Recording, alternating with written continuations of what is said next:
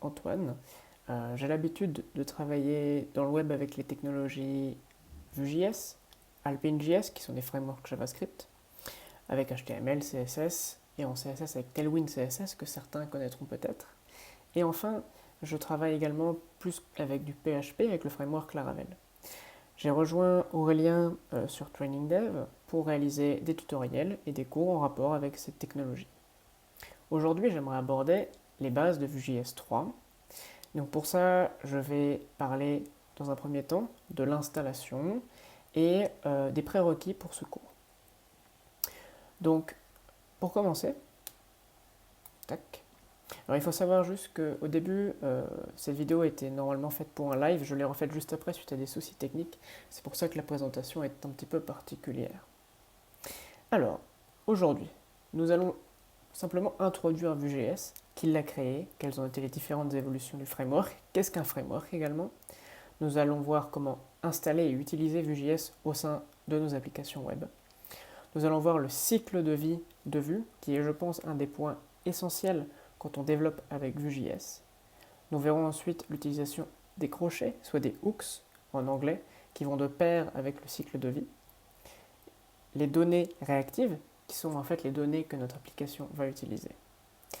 Alors, pour cette partie et pour cette première vidéo, nous allons simplement aborder les deux premiers points, l'introduction et l'installation. Nous verrons le cycle de vie, les hooks et les données réactives dans une future vidéo qui sera directement corrélée à la partie au chapitre 2 du cours. Alors, vu que je pense que pour savoir où l'on va, il faut savoir d'où l'on vient, nous allons parler un petit peu de Vue.js. Alors, qu'est-ce que Vue.js? Vue.js c'est un framework, c'est-à-dire, j'aime à expliquer les frameworks comme des codes déjà écrits par une communauté, par des développeurs qui connaissent très bien le langage. Ce sont des morceaux de code qu'on réutilise généralement, et donc les frameworks sont faits pour éviter la routine et accélérer le développement. Il existe beaucoup de frameworks JavaScript, les plus connus étant Angular, nous avons aussi React et Vue.js qui prend de plus en plus de parts de marché. Il y a des micro-frameworks également comme Alpine.js. Vue.js est souvent considéré comme le framework le plus adapté aux débutants parce qu'il est simple à prendre en main, très rapide à installer et on peut tout de suite se lancer dans le développement. Vue.js a été créé par Evan You en 2014, mais il y a eu plusieurs versions depuis. La plupart du temps, et il y a encore quelques mois, nous étions en version 2 et nous sommes passés à la version 3, je dirais à peu près au mois de septembre-octobre. La version 3 introduit de nouveaux changements et des majeurs changements par rapport à la version 2. Donc s'il y a parmi vous des personnes qui ont déjà développé avec Vue 2, ce cours vous permettra de vous mettre à jour avec la version 3. Pour installer Vue.js, il y a trois façons de faire. La plus simple, et celle que nous allons utiliser dans ce cours, c'est de passer par un CDN, c'est-à-dire un délivreur de contenu, là où sont hébergées plusieurs feuilles de style CSS qu'on va utiliser, comme Bootstrap par exemple, ou bien des codes de Vue.js, comme nous allons le faire aujourd'hui. Il y a plusieurs CDN, plusieurs délivreurs de contenu, comme Cloudflare, JS Deliver, et celui que j'utilise par la suite dans le cours, est celui proposé par Vue.js dans la documentation. Nous pouvons également utiliser un bundler, un packager, Webpack par exemple, ou Browserify. Pour cela, il faudra utiliser du coup npm avec npm install Vue.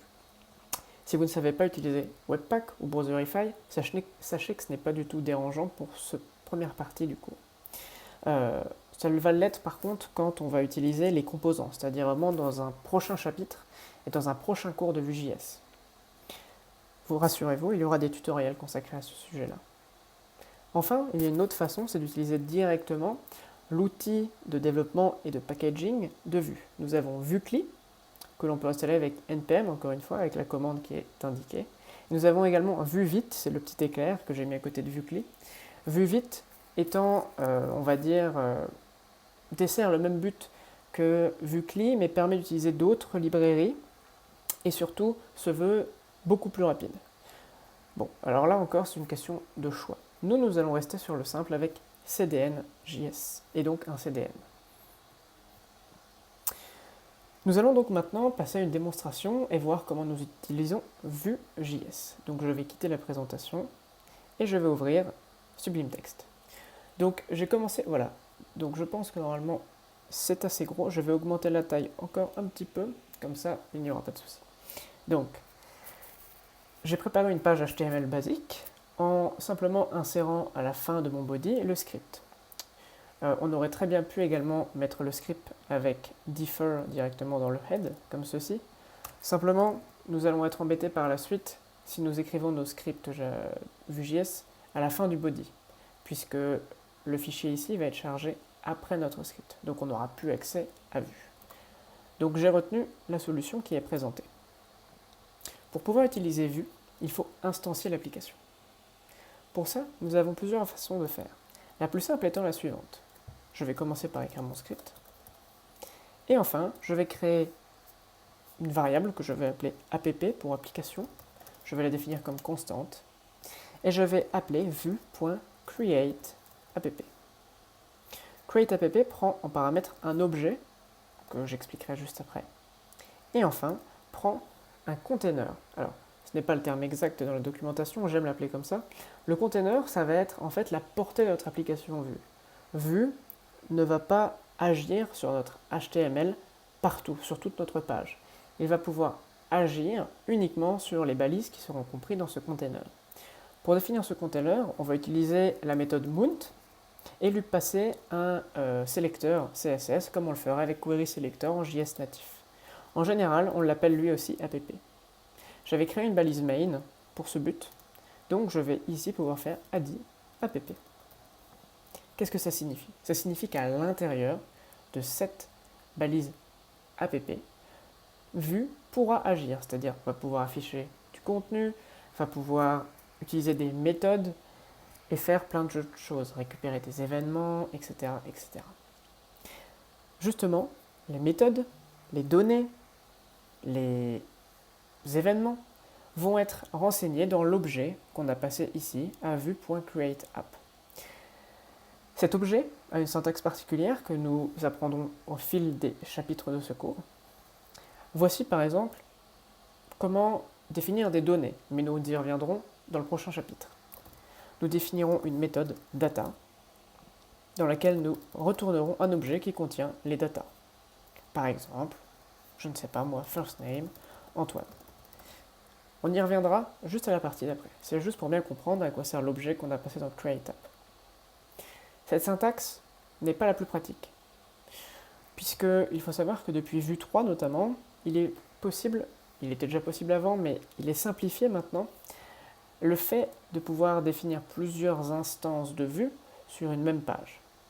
C'est-à-dire qu'on pourrait très bien faire const app2 par exemple, je ne suis pas très inspiré au niveau du nom, vue.createApp à nouveau, hop, on y passe un objet, .mount et le mounter, c'est-à-dire le rendre, le monter sur un nouvel élément qu'on appellerait, je ne sais pas, par exemple, truc.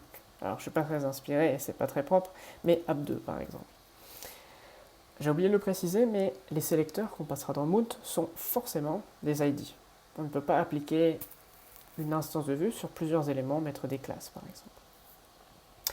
Donc on peut faire de cette manière-là.